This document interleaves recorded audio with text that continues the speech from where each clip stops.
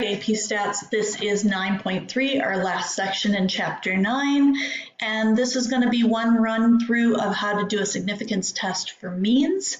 Keep in mind, remember that means could either be a Z or a T test, and that is all based on whether they give you the population standard deviation, which is sigma, or whether they give you the standard deviation, which is S. All right, so whether we decide to write it as a Z or a T, and calculate a Z or a T statistic depends on that. The grand majority are T's. So if you are not sure, use a T. Okay, so here's the one we're going to go through. In the children's game of Don't Break the Ice, small plastic cubes are squeezed into a square frame. Each child takes turn tapping an ice cube with a plastic hammer, hoping that the remaining cubes don't collapse. For the game to work correctly, the cubes must be big enough so that they hold each other in place in the plastic frame, but not so big that they're too difficult to tap out. The machine that produces the plastic cubes is designed to make cubes that are 29.5 millimeters wide, but the actual width varies a little. To ensure that the machine is working well, a supervisor inspects a random sample of 50 cubes every hour and measures their width. Here is the summary data from a sample taken at hour 1, and they tell us the mean was 29.53 millimeters. The count was 50 pieces. Standard deviation was 0.0900274. Do these data give convincing evidence that the mean width produced this hour is different from? So remember here, we are still going to be doing phantoms. Okay, anytime it is a test, we are doing phantoms. Right, the word that has the T in it. Okay, all right, so first two, parameter and hypothesis. And again, I like starting with the hypothesis. So I know that this is a means problem, so we are talking about the population mean, that is mu, and they're saying it should equal 29.5 millimeters.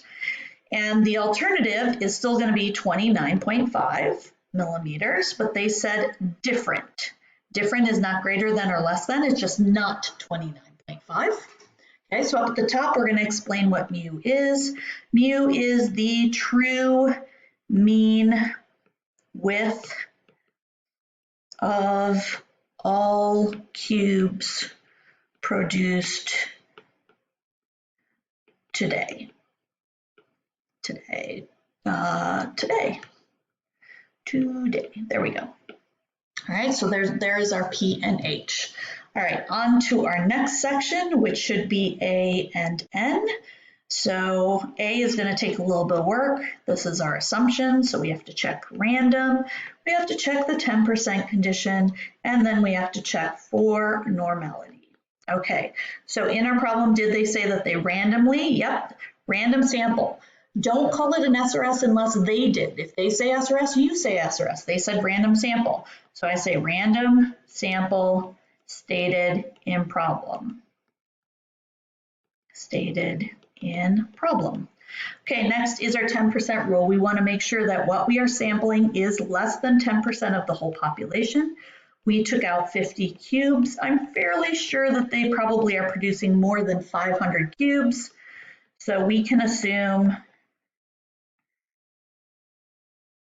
there are more than 500 cubes in production.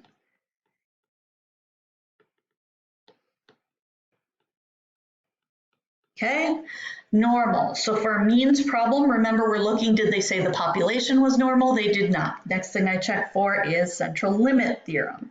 Do we have our sample size that is greater than 30? In this case, we do. So we can assume normal.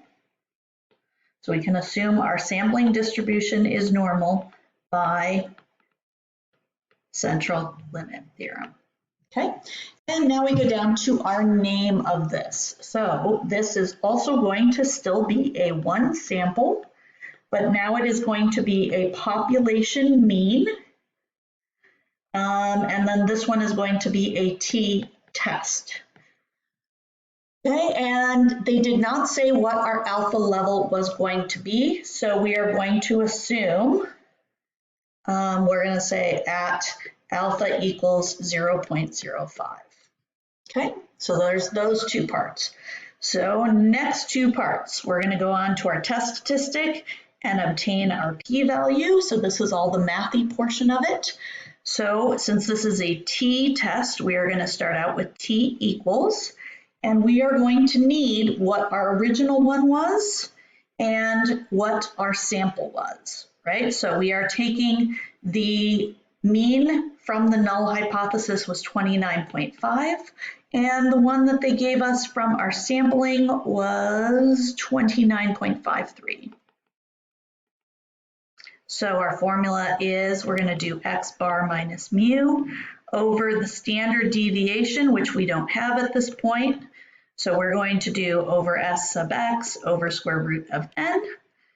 So we have t equals 29.53 minus 29.5 all over, and their standard deviation they did give us, which was 0.0912327. I think 0.09 would have been plenty, all over the square root of 50. So we're going to go and we're going to get a t-value out of that. So into my calculator I go.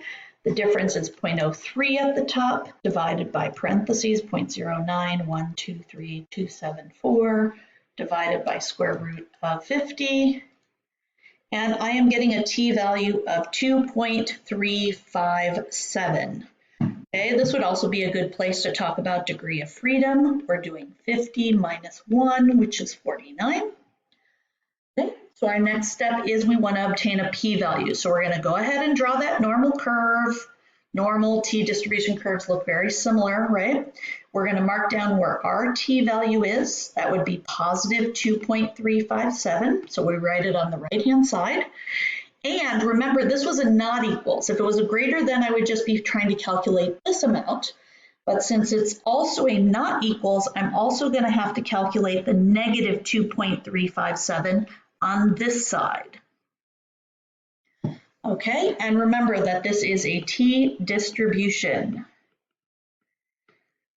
Okay, so here we go.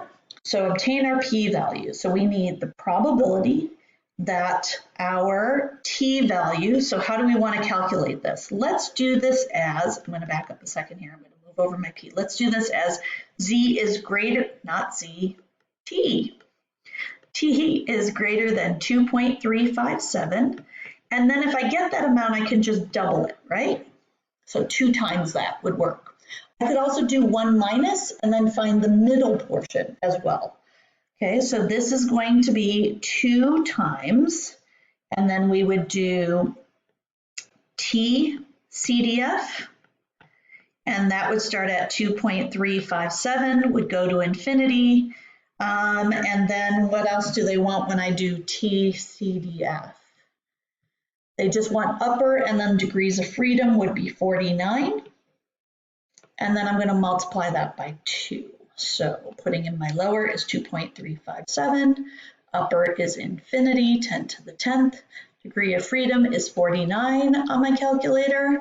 And I am going to get 0 times 0.0112. So that is going to be a p-value of 0.0225. Great. Okay, so next is going to be make a decision. So what is the decision we're going to make? We're going to say because the p-value, which was 0.0225, was something from the alpha level, which was 0.05. So our combined p-value, when we added the two together, right? This amount right here was 0.0112. This amount right here was another 0.0112. When we combine them in a not equals, the grand total is still less than our alpha level. So because our p-value is lower than our alpha level, we reject the null hypothesis. Okay, that's our make a decision. Compare your p-value to your alpha level, say whether you reject or fail to reject. Our statement is going to be, we have convincing evidence we have convincing evidence that the true width, so I'm going back to whatever we named it, right? That the true mean width, that the true mean width of today's production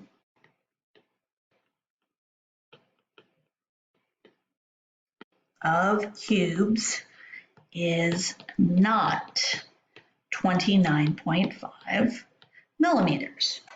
So that's all we're saying. Okay.